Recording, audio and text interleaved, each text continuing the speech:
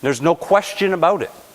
And then when another dip occurs, and it will, by the way, there will be another dip sometime in your lifetime, probably two, that Maple Ridge, because of all this new infrastructure and this new demand, guess what? It won't dip as far because there'll still be jobs being created. There'll still be population in migrating.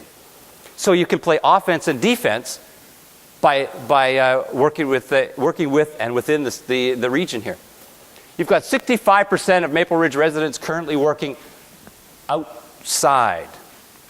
That will change as Sandy's doing her job, and I do want to acknowledge that we deal with hundreds of cities across the country. And I'm not blowing smoke because I'm standing on their stage, because I don't do that. I'm here to tell the truth. Is that there are 3 economic development officers in this country. Top 3, and Sandy's in there. For a city the size of 75,000, it's huge. And you should be proud. And it's really important for you, because her job is to attract those jobs in and to take advantage of these transportation change and population growth. You've got, because of the arteries were all stopped up, I couldn't build a manufacturing. I could open up a big box store or a mall, but the traffic wouldn't be there. You could build hundreds of houses, but if the people couldn't get here and the jobs weren't here to support it, it wasn't going to happen. Now it's happening. So it used to be the least most accessible in the Lower Mainland, the least most accessible region, and now it's turning to the most.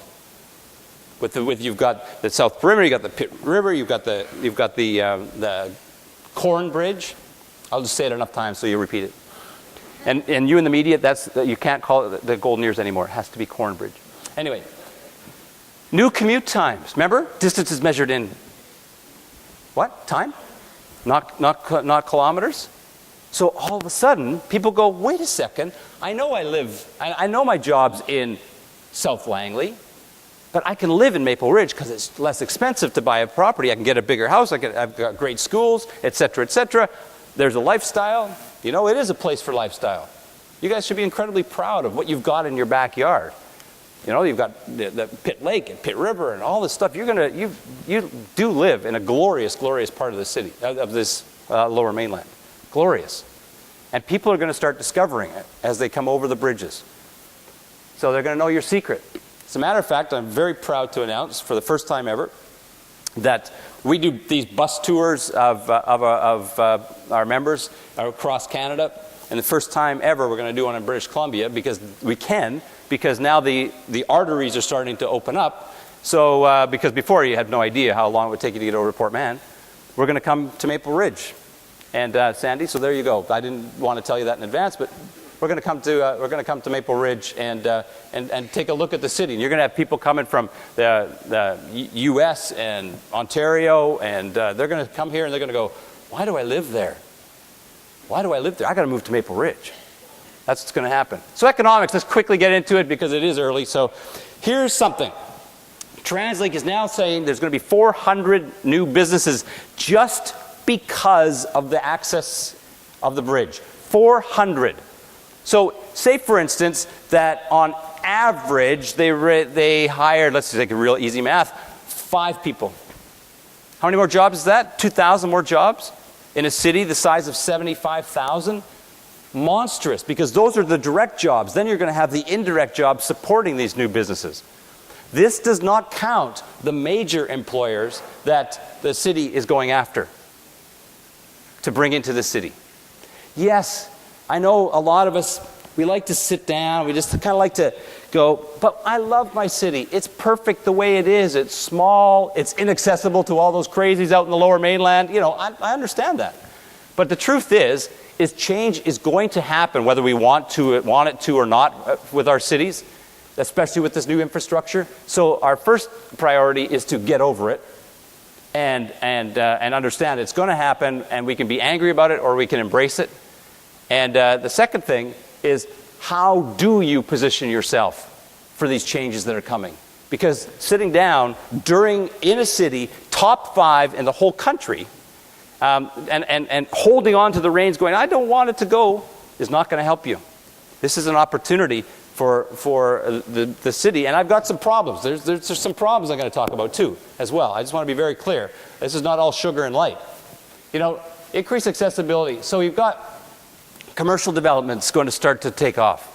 The demand for commercial development. I'm not talking particularly about retail, although it is an underserviced area of retail, but commercial and light industrial, jobs, job basis, good, solid, consistent paying jobs coming to this region the next decade.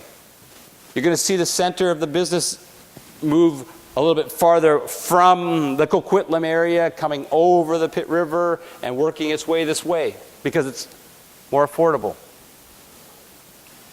You're going to see, here's something for you, you're going to see competition between all of the regions for their industrial and their commercial tax rates.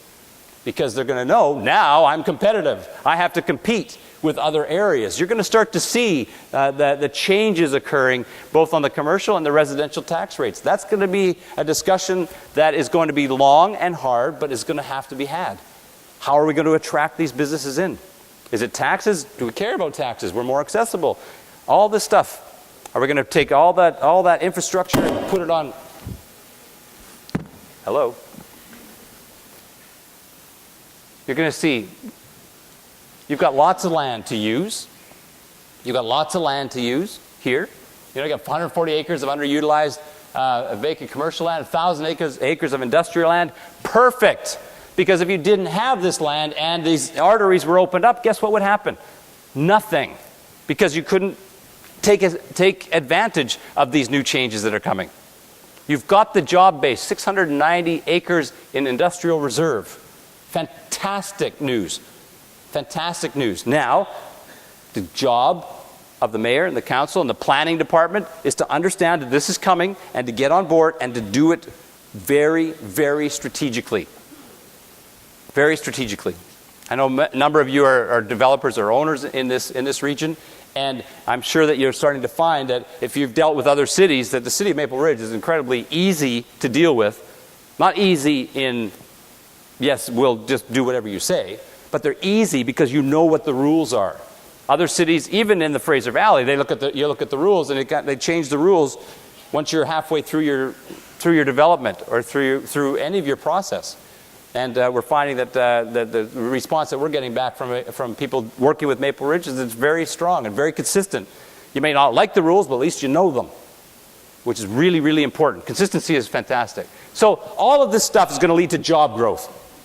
Job growth is very good because what it does is it allows the tax base to be transferred a little bit more onto some of the other regions and not keep bumping up your residential tax rate.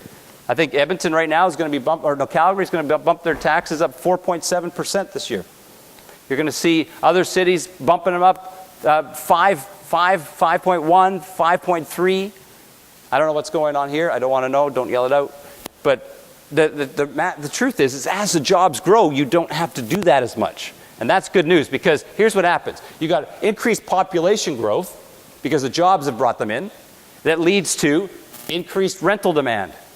Increased rental demand equals increased rents. It's just the reality of it.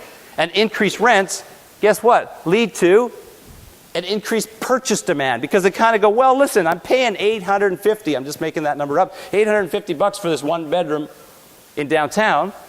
I can use that $850 over here and buy a property that is larger, 2-bedroom, etc., for the same amount of money. So then you start to see inevitably the demand on the purchase side go up, and that leads to obviously increased residential values. That's the cycle that you're going to start seeing just because of the changes that are going on here. And this is not tomorrow. Remember, this is over the next 5 years. You can watch this to happen. And you can remember today that we talked about it, and then 5 years from now going, wow, look at that. Who knew? Other than the 300 people in this room. Very, very, very important. And as developers and commercial guys, you can actually see where the traffic's going to start coming from. where the demand is going to start coming from. So you're going to see other cities in the Lower Mainland kind of go, well, you know what, we're not developing housing at the moment, and Maple Ridge is going to be going, my goodness, we can't keep up with the development. It's going to be a real dichotomy, and it's because of this transportation. So as the jobs come in, population comes in. Obviously, because in Canada, a lot of people move closer to their job. So look at the Maple Ridge population forecast. There's 2021, they're talking about 93,700, but in 2031, 108,000. So you can't keep going out, so you're going to see a densification have to occur in Maple Ridge. And that's a good thing. That's a good thing. Doesn't mean you have to live in an apartment, but there will be people moving here who want to live in apartments. You've got the largest gain in population in the whole Lower Mainland is projected. The percentage population growth is going to be the strongest in Maple Ridge. So you think the lineup at Tim Hortons is bad now? Get out of your car. There's nobody inside. Just a hint. Yeah. Largest labor force, but then I'll miss the morning show on radio. Honk, honk. Largest labor force growth, period, in this whole area is Maple Ridge and Pitt Meadows. Increase of 5,200 new jobs. Population of 9.2%. That's over that period of time. That was 01 to 06, right? Yep, 01 to 06. Look at it. September, it's 75,000 now, right?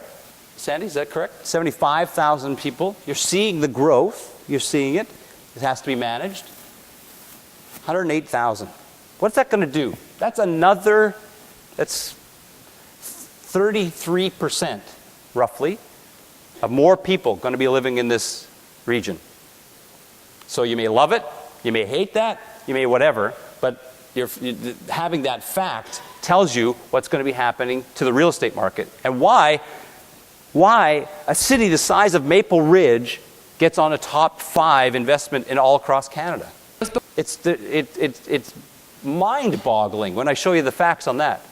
You've got 6% more children per capita than all of GVRD. You guys got to get some more cable. And your median income is about $10,000 more than the provincial average. So the perception is nowhere near the reality of Maple Ridge. If you're a realtor in here, which if I was a realtor in Maple Ridge, I'd be here, I would take these facts and I would use them. They're yours to use. You can get the top BC investment towns. It's 90 pages. The cheapest thing you can buy to help your business. I don't even know how much it is, but it doesn't matter. You can go out there and talk to those guys. It's 90 pages long. It'll give you all the facts and figures you need so that you can just kind of lay it out and say, listen, this is what's happening. This is what's coming. That's what it's all about, is being the information source. 300 people, really, in all of Maple Ridge are going to have this stuff. So housing trends, higher proportion of residents who own than the GVRD average. So you're making $10,000 more. You're more of you own than rent. That is going to change as the in-migration comes in, as in-migration is wont to do, come in. It's going to change. You're going to see people moving from other regions who are going to rent first. And they're going to rent for 2 years, maybe 3 years, as they kind of figure out if this is where they want to stay and how good the job is. You're going to see that. The gateway effect, this card that we have, I don't know if we hand them out or if we've got them somewhere, but there's a card. And I've got this whole gateway effect report, which is a free thing that we can give you. And it is got all of the analysis of the whole gateway program in all of the Lower Mainland and how it's going to impact real estate values. Did you know that if you are within, you aren't having an LRT, but if you're within 900 meters of an LRT station, that your value is 15% higher than the exact same condo if it's outside of 900 meters? And it decreases by, oh my goodness, 0.25% for every 1/16th of a mile after that. That's the detail that you can get in that report. And if you are in any way interested in real estate, you got to get that report. So you just fill out that card. I think they've got them out there. I'm not sure. But just hand it in and they'll give it to you. But let's get back to this reality check.